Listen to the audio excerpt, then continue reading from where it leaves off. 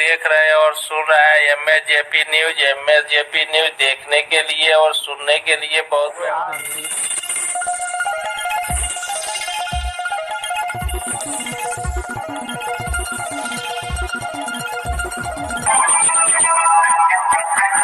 आप लोग देख रहे हैं और सुन रहे हैं एमएसजेपी न्यूज। एमएसजेपी न्यूज देखने के लिए और सुनने के लिए सो आज करे सो अब पल में परलय होएगी, वीडियो लाइक करें। नमस्कार, मैं मनीष कुमार वर्मा आज के न्यूज में बताने जा रहा हूं जे किस प्रकार जीतन राम मांझी ने अपने एक वोट के रामविलास से तुलना करते हुए नीतीश सरकार को कर्ज चुका दिया, वो भी चर्चा किए। और तेजस्वी प्रसाद यादव ने किस प्रकार सम्राट चौधरी माननीय उप मुख्यमंत्री के पगड़ी पर तंज कसते हुए सदन में देखे गए और नीतीश कुमार आग बबूला हो गए एक शब्द पर। आइए देखिए, पहले देखते हैं किस प्रकार जीतन राम मांझी हम पार्टी के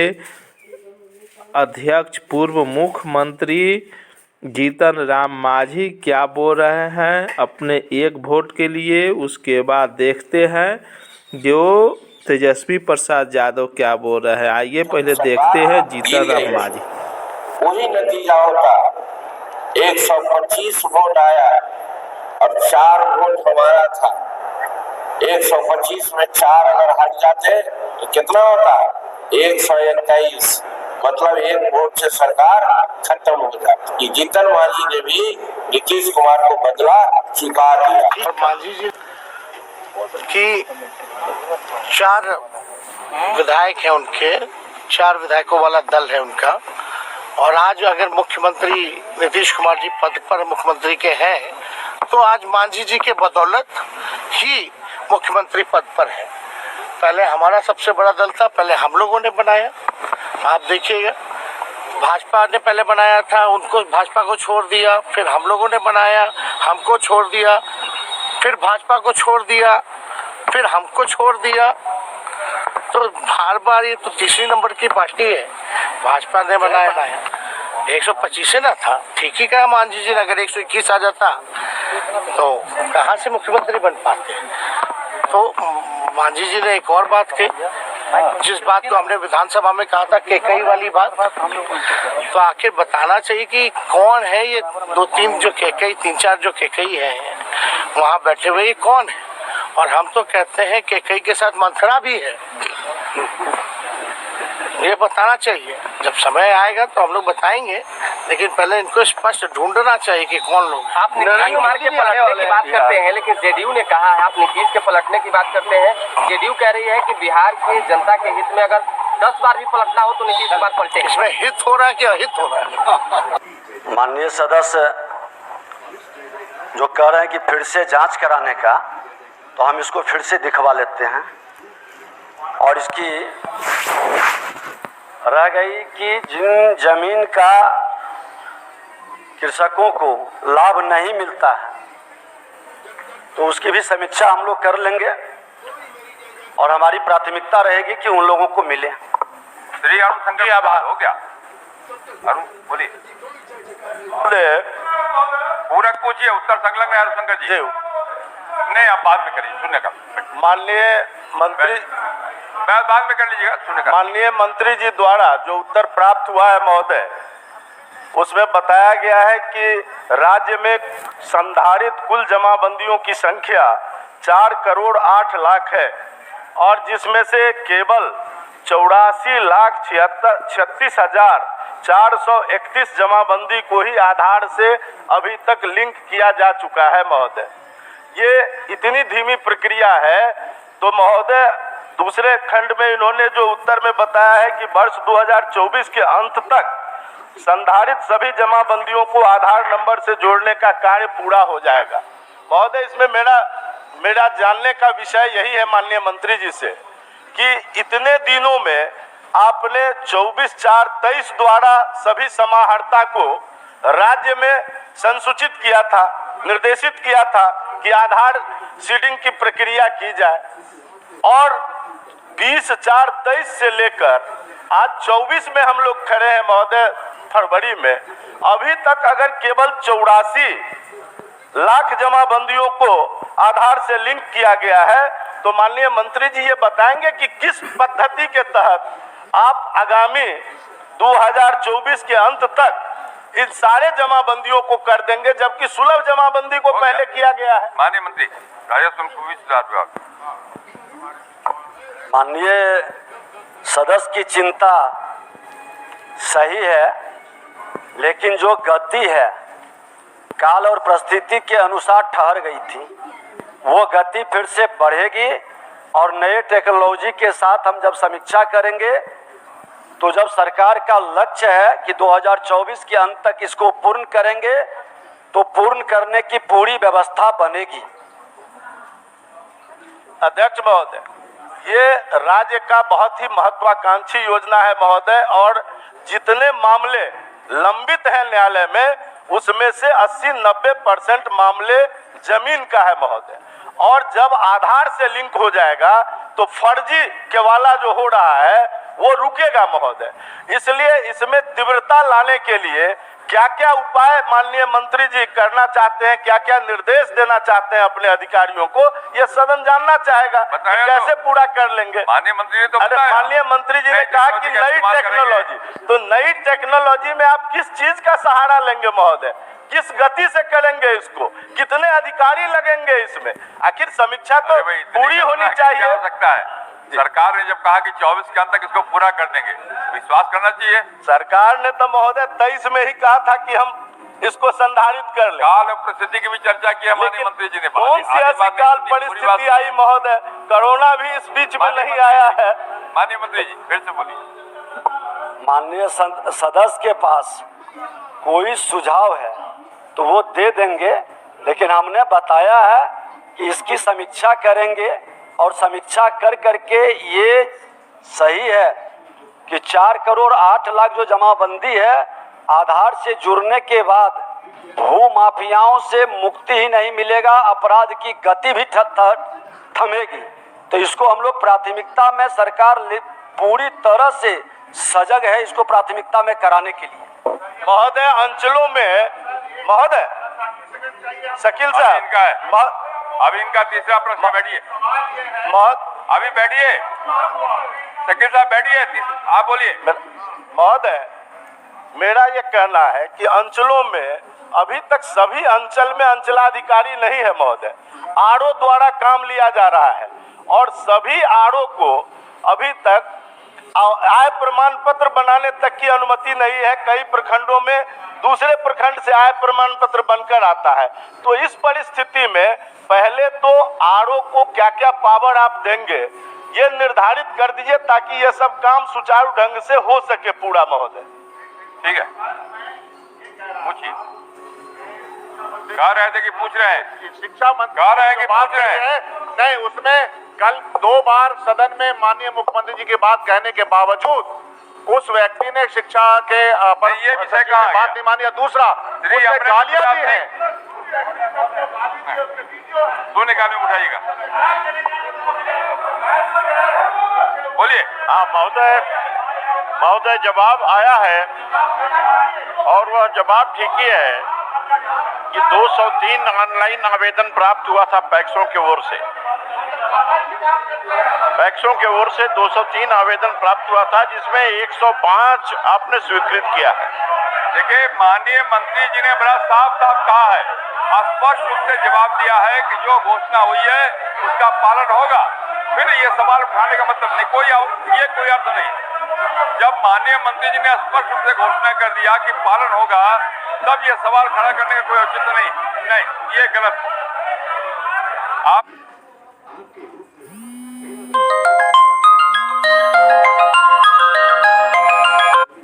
लोग अपने स्थान पे बैठिए।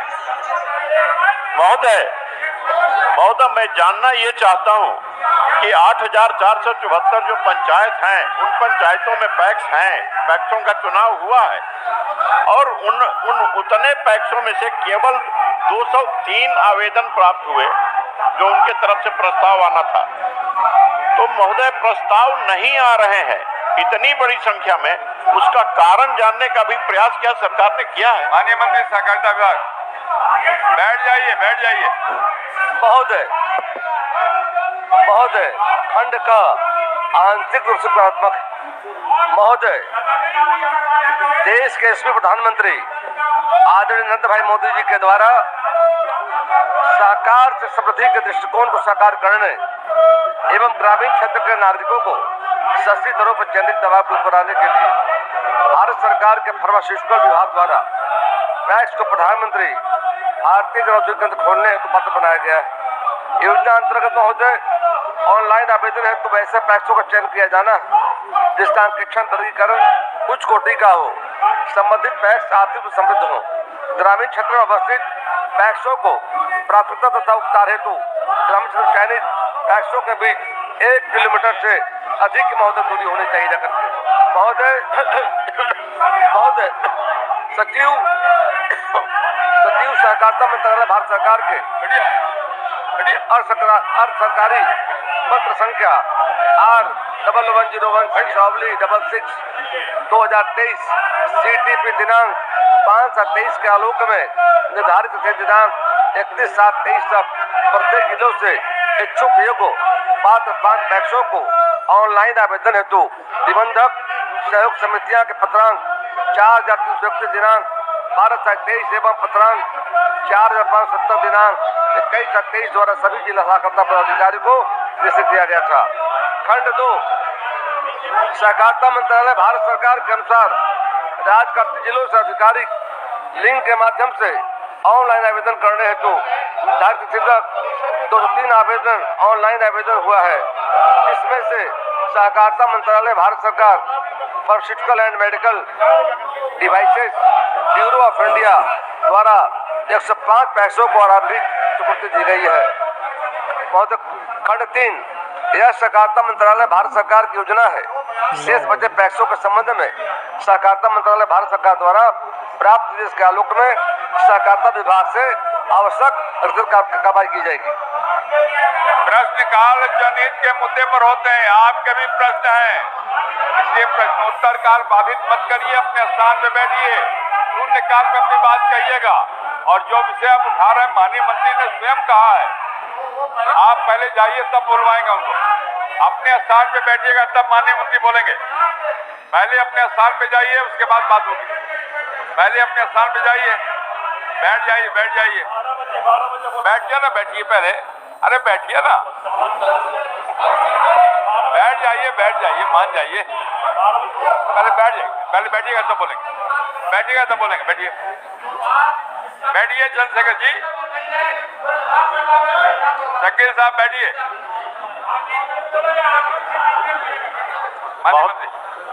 महोदय, मैं जानना 1 मिनट जाइए। महोदय, हमारे विपक्ष के साथी एक के बाद एक मुद्दा उठाते जा रहे हैं। अच्छा, अरे सुन लीजिए ना, सुनिए, नहीं पहले जवाब सुनिए, पूरी बात सुनिए।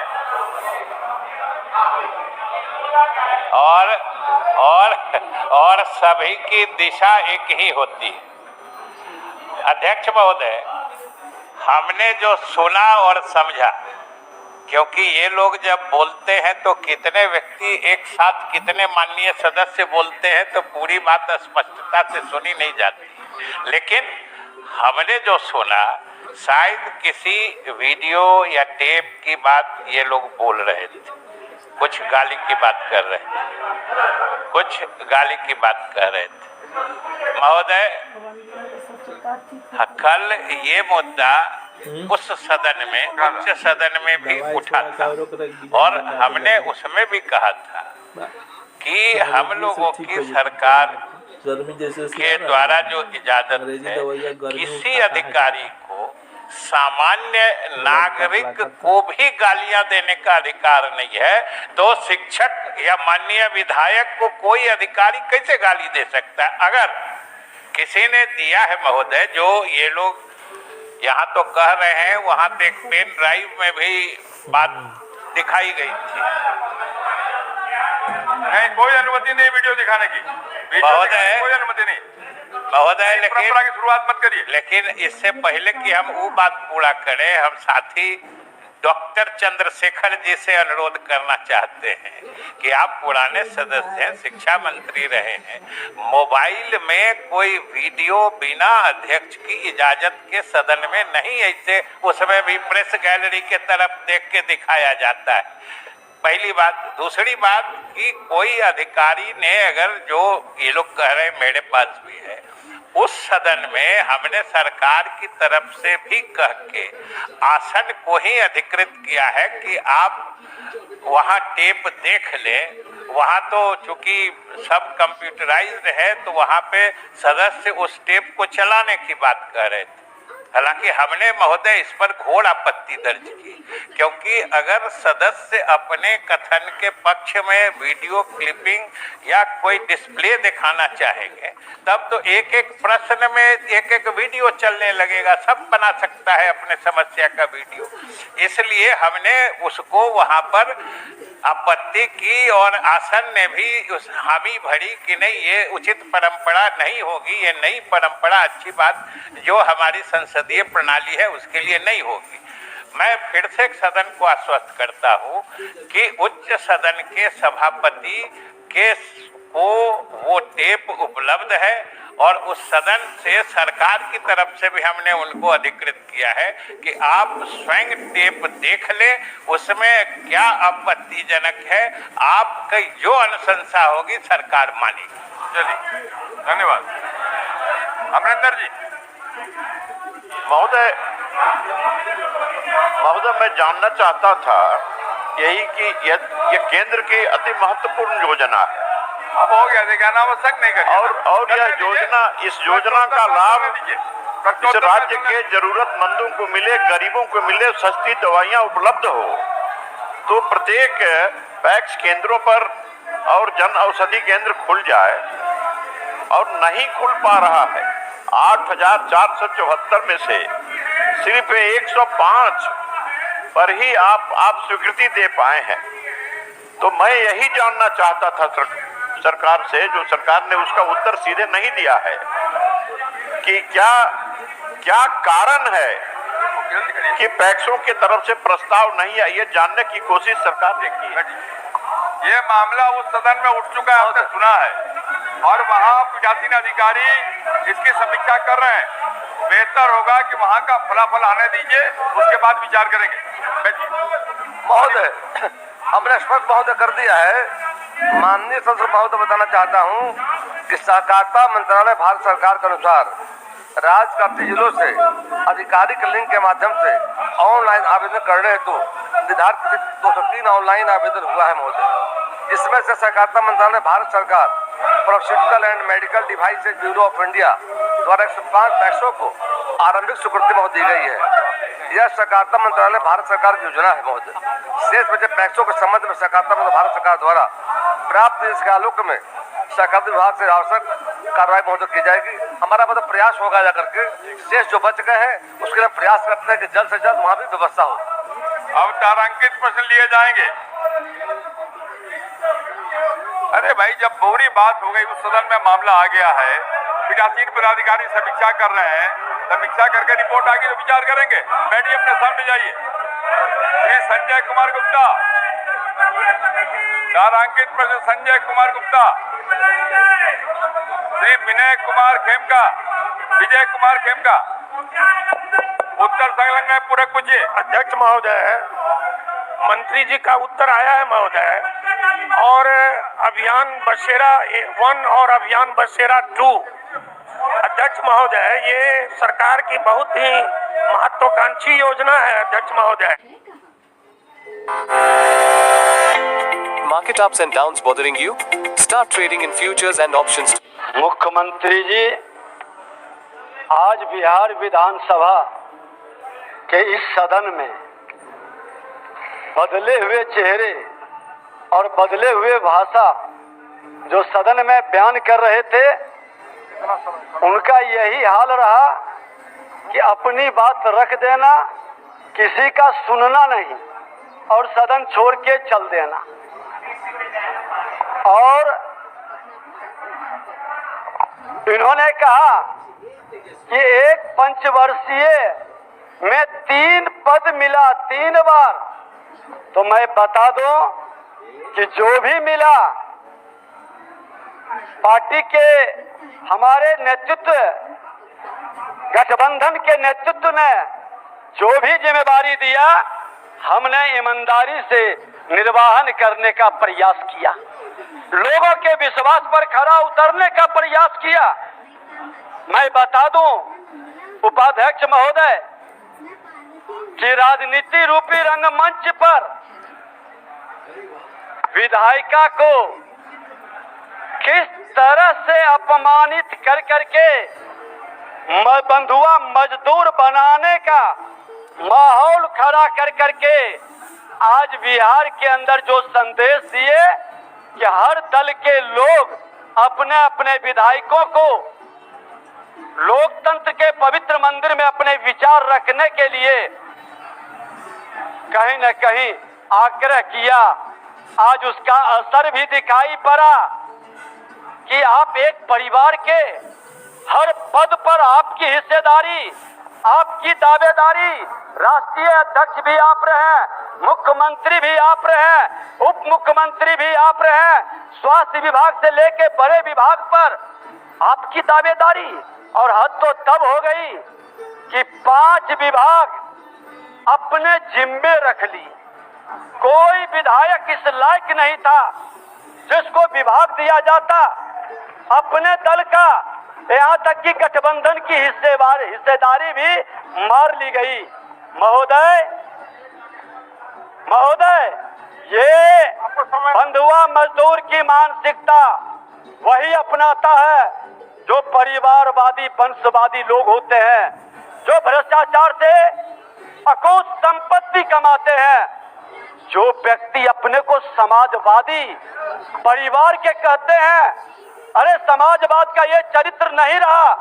मेरे बगल के भी श्रद्धेय कपिल देव बाबू बड़ैया से आते थे, श्रद्धेय कर्पूरी ठाकुर जी को भी हमने देखा था बड़ैया में जब गोली कांड हुआ था। पिताजी शिक्षक थे, साथ में देखने गए थे। क्या सादगी थी, क्या सरलता था, क्या सहजता था, क्या ईमानदारी था। में 3 पद मिला 3 बार। तो मैं बता दूं कि जो भी मिला, पार्टी के हमारे नेतृत्व, गठबंधन के नेतृत्व ने जो भी जिम्मेदारी दिया, हमने ईमानदारी से निर्वहन करने का प्रयास किया, लोगों के विश्वास पर खरा उतरने का प्रयास किया। मैं बता दूं उपाध्यक्ष महोदय कि राजनीति रूपी रंगमंच पर विधायिका को किस तरह से अपमानित कर करके बंधुआ मजदूर बनाने का माहौल खड़ा कर करके आज बिहार के अंदर जो संदेश दिए कि हर दल के लोग अपने अपने विधायकों को लोकतंत्र के पवित्र मंदिर में अपने विचार रखने के लिए कहीं न कहीं आग्रह किया, आज उसका असर भी दिखाई पड़ा कि आप एक परिवार के हर पद पर आपकी हिस्सेदारी, आपकी दावेदारी, राष्ट्रीय अध्यक्ष भी आप रहे, मुख्यमंत्री भी आप रहे, उप मुख्यमंत्री भी आप रहे, स्वास्थ्य विभाग से लेके बड़े विभाग पर आपकी दावेदारी। और हद तो तब हो गई कि 5 विभाग अपने जिम्मे रख लिए। कोई विधायक इस लायक नहीं था जिसको विभाग दिया जाता। अपने दल का, यहाँ तक कि गठबंधन की हिस्सेदारी भी मार ली गई। महोदय सबराट पहनते, फालतू अगर आप पहनते हैं उतारने का बात करते हैं। इस आपको फिल्म का शूटिंग चल रहा है महोदय, लेकिन सम्राट चौधरी जी के पिता भी हमारे दल में रहे हैं और उनका शब्द मुख्यमंत्री जी के लिए क्या क्या रहा है वो हम यहाँ नहीं बताना चाहते। आपके सम्राट चौधरी जी, विजय सिन्हा जी जब जहाँ चेयर पे थे, व्याकुल मत होइए, खूब जोड़ी है आप लोगों का, कमाल का। हे मोदी जी के गारंटी वालों, क्या मोदी जी गारंटी लेंगे फिर से पलटेंगे कि नहीं पलटेंगे, जरा बता के दिखा दो। सम्राट चौधरी जी पगड़ी पहनते, फालतू अगर आप पहनते हैं उतारने का बात करते हैं। इस आपको फिल्म का शूटिंग चल रहा है महोदय, अब बांध लिए पगड़ी, चलो आओ मैदान में, अब खोलिएगा। अरे हम कोई गलत बात नहीं है, सुन लो यार। नवीन जी सुनिए ना, पथ निर्माण मिल जाए बहुत कृपा होगी, आप आगे काम कीजिएगा, बैठिए ना।